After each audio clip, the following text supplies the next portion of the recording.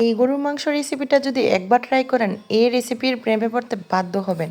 এখানে 5 কেজি পরিমাণ গরুর মাংসের মধ্যে দিয়ে দিলাম পেঁয়াজ, আদা রসুন বাটা, তারপর দিয়ে দিলাম লবণ, হলুদের গুঁড়া, মরিচের গুঁড়া, ধনিয়ার গুঁড়া, জিরা গুঁড়া ও গরম মশলা, এলাচ, দারচিনি, কালো এলাচ ও স্টার ইনিংস আর কিছু আস্ত জিরা ও আস্ত মেথি দিয়ে দিলাম, তেজপাতা দিয়ে দিলাম টক দই দেওয়ার পর ইচ্ছে মতো দিয়ে দিচ্ছি অনেকগুলো পেঁয়াজ বেরেস্তা। তারপর দিয়ে দিলাম 1 মুঠো পরিমাণ কাঁচামরিচ, 2টা টমেটো কুচি দিয়ে ভালোভাবে সবগুলো উপকরণ একসাথে মাখিয়ে নিব।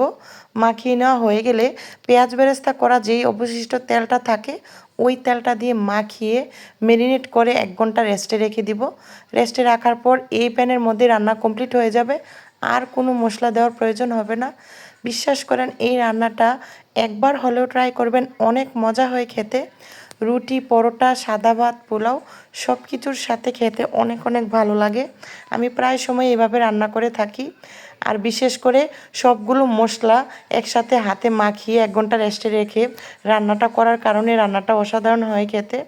আপনারা একবার হলেও এই রান্নাটা ট্রাই করবেন। আর দেখতেই পাচ্ছেন কতটা লোভনীয় লাগতেছে। আমি এভাবে রান্না করি প্রায় সময়। এভাবে রান্না করলে একদম বিয়েবাড়ির স্বাদের মতো গরুর মাংস স্বাদ পেয়ে থাকবেন। তো আমার রান্নাটা কেমন হয়েছে কমেন্টে অবশ্যই জানাবেন।